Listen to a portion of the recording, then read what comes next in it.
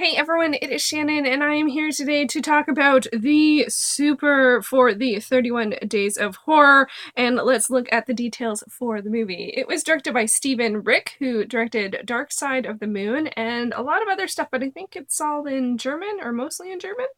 The cast includes Patrick John Flueger, Val Kilmer, Taylor Richardson, and Mattea Conforti.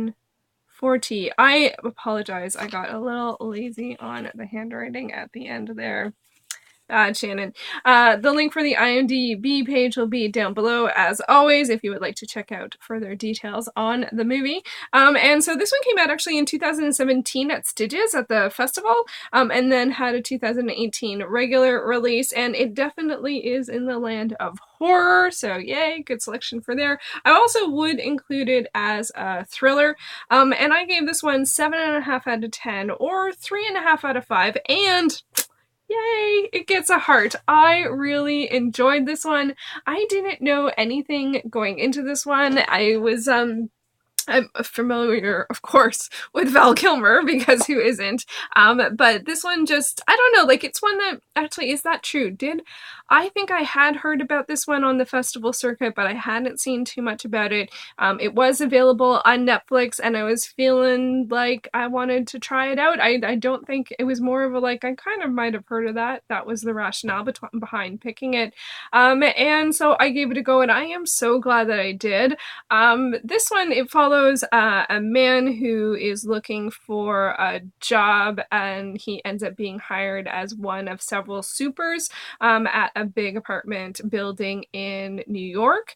I believe it's New York. And yeah, brings his family in tow, and they have like the ricketiest little temporary place to stay in, like the bowels of the building, but he says a-okay to it, and yeah, so moves in with his daughters, and yeah, I really enjoyed this. I don't know too much to say about it.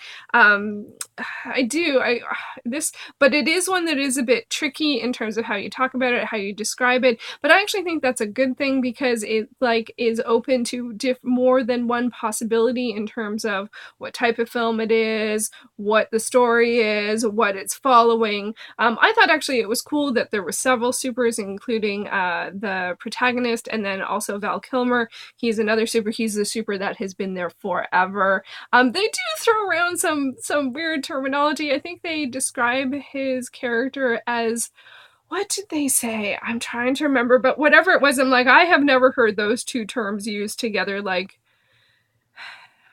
I can't remember if it was like Ukrainian voodoo or Ukrainian hoodoo, or it was like Ukrainian and a term for, a sort or a spiritual, supernatural slash spiritual, like magic practice that's a real practice, and had never heard of that combination of things. So I was a little leery on that, and also I gotta say I have watched a lot of movies in my day, especially a lot of horror movies in my day, where the person whose name is first and the person whose only name you recognize is someone who actually isn't the protagonist, and then you're like, what's going on here? But actually, I didn't mind that in this one. Maybe I've gotten over something. He was in it a fair amount, and his character is, important. But for some reason, often, like even in this poster, he's the person who is on the poster. He's the draw. He's the name that you know, but he's not the protagonist. And I don't know why that didn't bother me in this film. Often it does. Maybe it's because I actually, like, his character was so, like, he just sort of didn't know how to read, and I think that was a good thing. And I actually thought the acting generally was really good, and they had lots of characters, like other supers in the building, lots of people that worked in the building, different tenants in the building. So it's actually had lots of different stories and threads going in, but then there was always this unnerving thing, and then creepy buildings, like that's always like, and it doesn't, it just just this is another one I'm gonna do what I've done on a couple of these, and I'm not gonna go into the spoiler zone on this one. I would say it's one of those ones that I'm glad I didn't know what it was about, and I enjoyed finding out what it was about while watching it. You know, it was only, I can't remember, it was either an hour and a half, hour and 45 minutes, and so I found it was quite an enjoyable watch. It was, I would actually say though, it was scary, and I wasn't super expecting that, and some of it was like unnerving and gory, and some of it was atmospheric and creepy, and some of it was a combination of both. And so I think like all of that is well played, like well played, you know, and I thought that it was really well put together from that perspective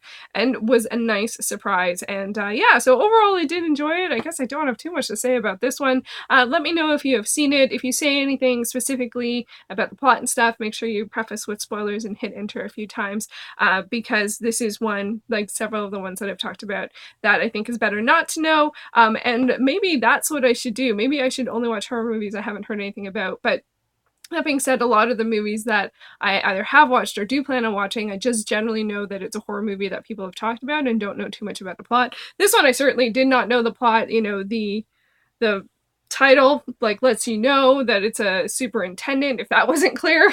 Superintendent, you know. And yeah, I can understand why people enjoy this one. I definitely enjoyed this one. I did find it scary. Didn't always find it scary there, but that's actually a good combination. It has lots of like you know, just stuff about different tenants and stuff like that, and normal stuff, and then that is can fall into a good rhythm with the pacing, because then you relax a bit and then you're like, ah. I definitely had some moments where I was like, Rah! But I did find the beginning. I wasn't sure. I almost turned away just because it felt. I think the beginning was pretty gory, and I didn't know what it was. It felt, it's weird. I actually, that is one thing that's a bit strange about this movie, is I did find the setup, the first sort of 10 minutes or so, the vibe of that felt very different from the rest of the movie. And I don't think it was, the only problem with that was that I was considering not watching the movie, but I decided to stick it out, and I'm glad that I did. So yeah, and actually a fair amount of horror movies do that. They do have their sort of setup situation, and a lot of, you know, paranormal TV shows, horror TV shows, you know, procedural TV shows, they do that. They have the sort of setup situation, and then sometimes the tone of the rest of it can be very different, or in part different. So, interesting. This one I thought was fun, and yeah, and oh yeah, it was one of the. I can't read the. It is too small to read, but Dick Wolf was involved in this, and I was surprised. And that's, I guess it is New York. Or well, he does some stuff that's the Chicago stuff is also Dick Wolf, isn't it? So there was a certain vibe of that. So that set up the Law and Order. So anyway, now I'm just totally off topic here. So The Super, have you seen it? Did you enjoy it? Do you give movies a shot after the first 10 minutes if you're feeling like you're not sure? Or I can't remember if it was 10 minutes, but it was like the setup.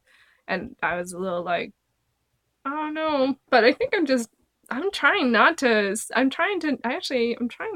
turn away. I'm trying to, like, I've already invested 10 minutes and it's only 90 or an hour 40, you know, so I can't remember how long it was, but a lot of horror movies are 90 minutes. So after 10 minutes, you know, there's, you know, that's a fair chunk of it. Anyway, thank you so much for watching. I will be back with another video very soon.